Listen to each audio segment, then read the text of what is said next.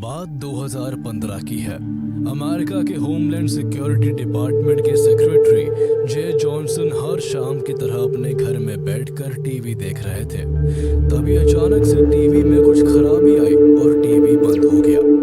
Johnson सोफे से उठकर टीवी को चेक करने पास ही गए थे कि टीवी अपने आप चालू हो गया और उस पर बड़े बड़े शब्दों में आई ओन यू लिखा हुआ फ्लैश होने लगा।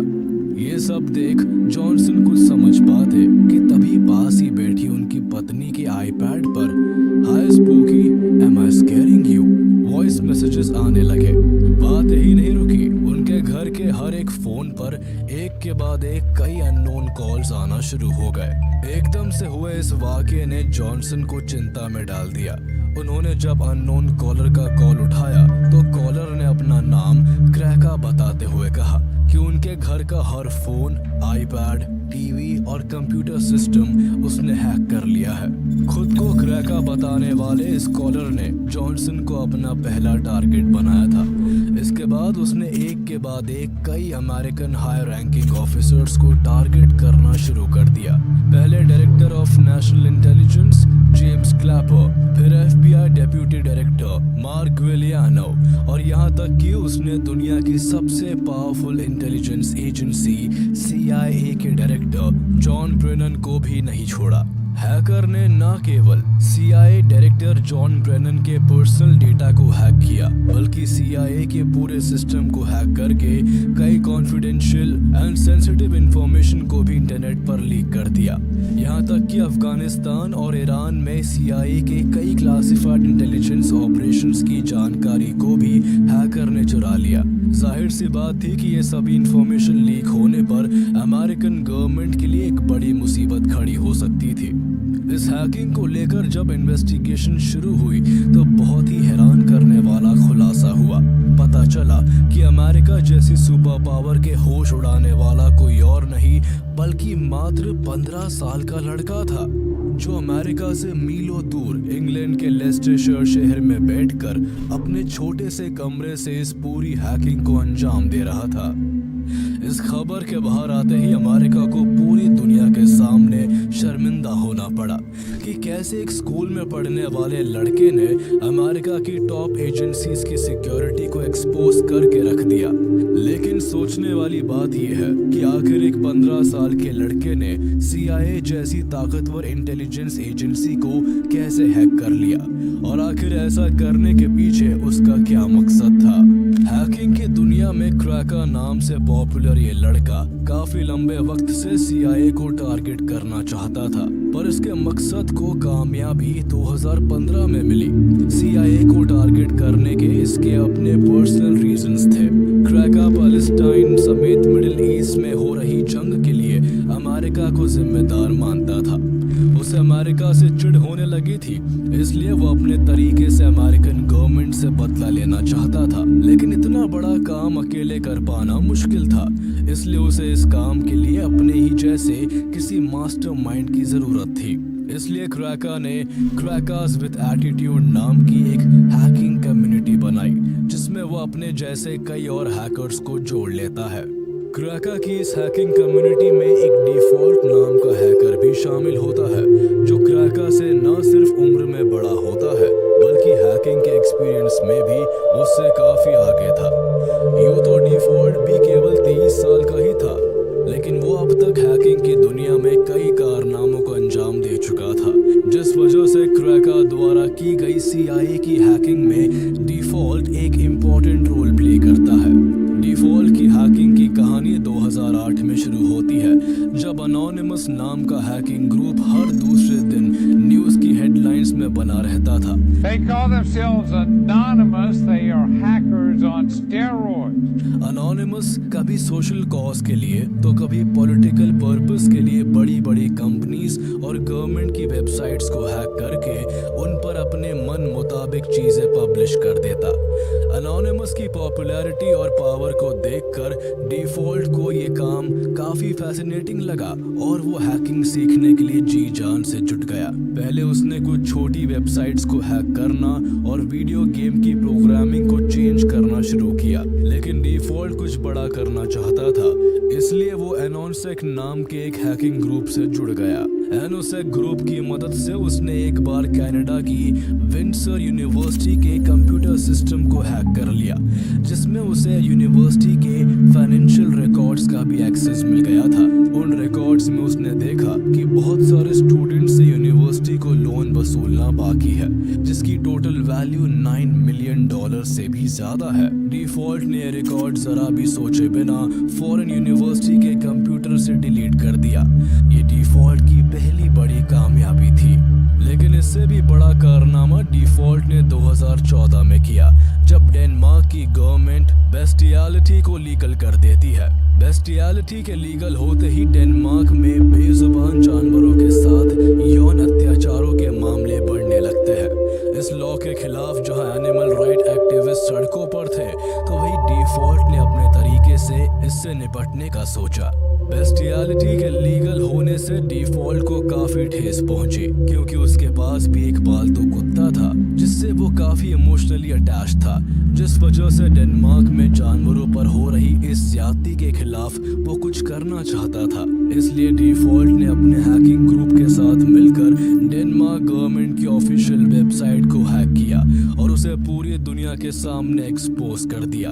उसके बाद उसने बेस्टियलिटी के फेवर में बात करने वाली सभी वेबसाइट्स को भी हैक करके उन्हें बंद कर दिया।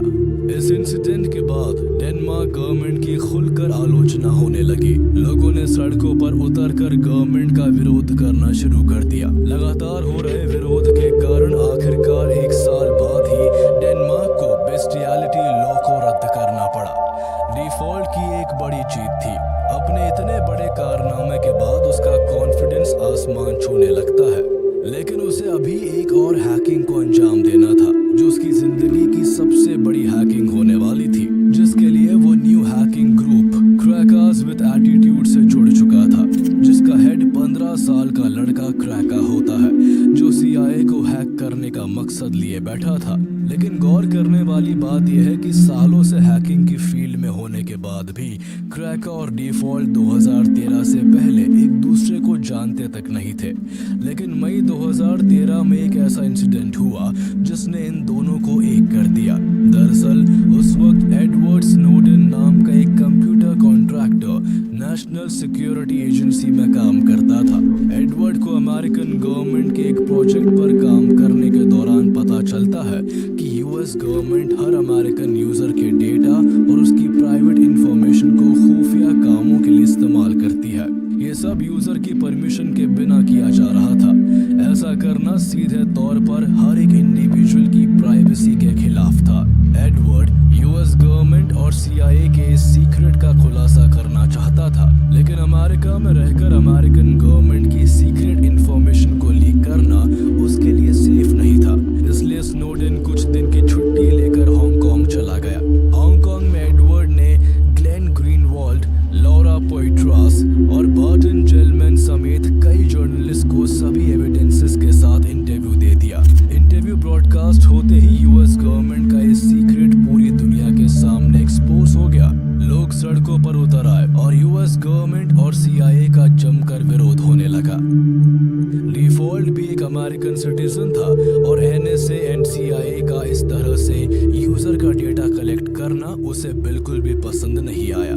दोनों अब US को टारगेट करने के लिए पूरी तरह से तैयार थे। जहां क्रैका गाजा वॉर के लिए अमेरिका को जिम्मेदार मानता था और अमेरिकन गवर्नमेंट को सबक सिखाना चाहता था, तो वही डिफॉल्ट भी अब अमेरिकन गवर्नमेंट और CIA को एहसास दिलाना चाहता था कि किसी की पर्सनल इंफॉर्मेशन जब किसी और के हाथ लगती है तो कैसा महसूस होता है। दोनों ही अब अमेरिकन गवर्नमेंट को अपना दुश्मन समझते थे और हैकिंग के जरिए अमेरिकन अथॉरिटीज से बदला लेना चाहते थे। क्रैका सबसे पहले हैक करने का रोड मैप तैयार करता है और फिर सारे प्लान को एग्जीक्यूट करने में लग जाता है। इस दौरान डिफॉल्ट लगातार अपने एक्सपीरियंसेस की मदद से क्रैका को प्रॉपर गाइडेंस प्रोवाइड कर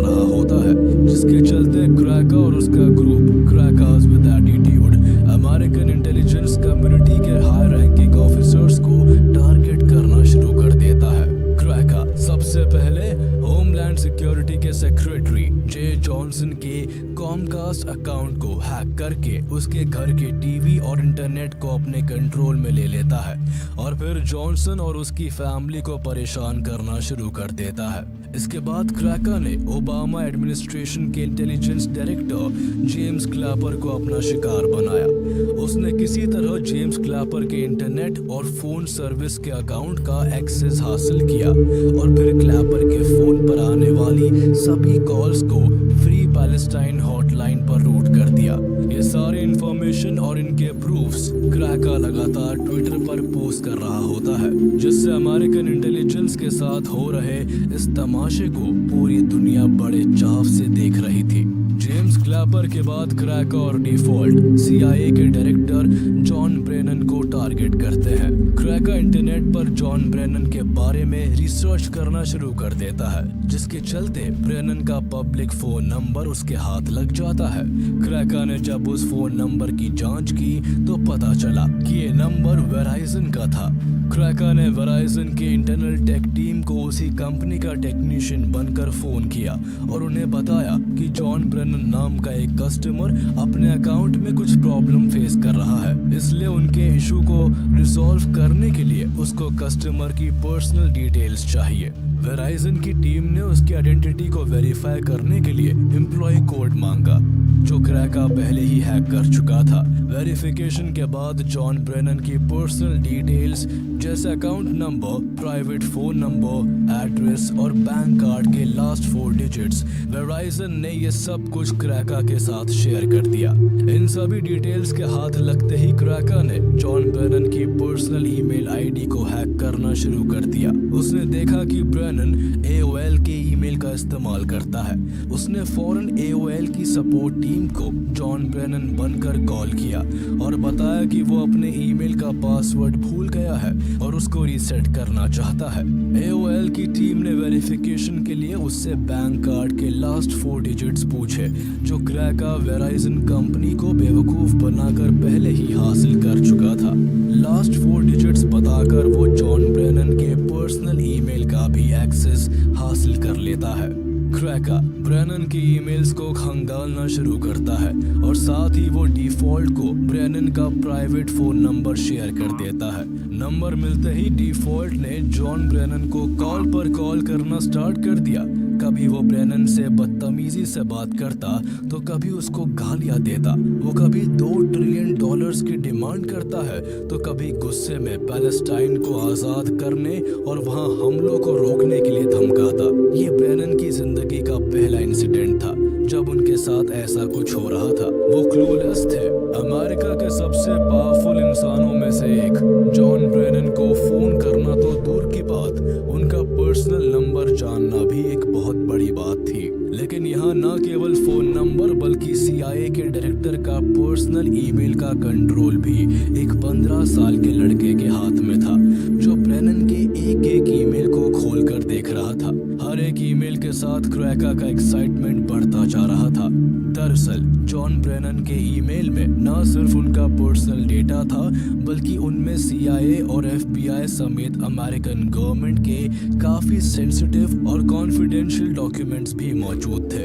ईमेल के अंदर सभी सीनियर ऑफिसर्स का पर्सनल डेटा, उनके सोशल सिक्योरिटी नंबर्स और गवर्नमेंट से मिलने वाले सभी सीक्रेट इंस्ट्रक्शंस की फाइल्स भी अवेलेबल थी। क्रैका अब इन डॉक्यूमेंट्स के साथ वो करने वाला था जिससे US गवर्नमेंट की रातों की नींद उड़ने वाली थी। उसने बिना देर किए जॉन ब्रेनन के ईमेल का सारा सीक्रेट डेटा विकीलीक्स पर अपलोड कर दिया। इन सीक्रेट डॉक्यूमेंट्स में जॉन ब्रेनन के SF-86 सेंसिटिव फॉर्म के साथ साथ अफगानिस्तान और इराक वॉर में CIA के इन्वॉल्वमेंट से रिलेटेड भी सारी जानकारी मौजूद थी। विकीलीक्स के फाउंडर जूलियन असांज ने इस मामले में काफी दिलचस्पी दिखाई और उन्होंने खुद आगे आकर अक्टूबर 2015 में ये सारा डेटा दुनिया के सामने खोल कर रख दिया।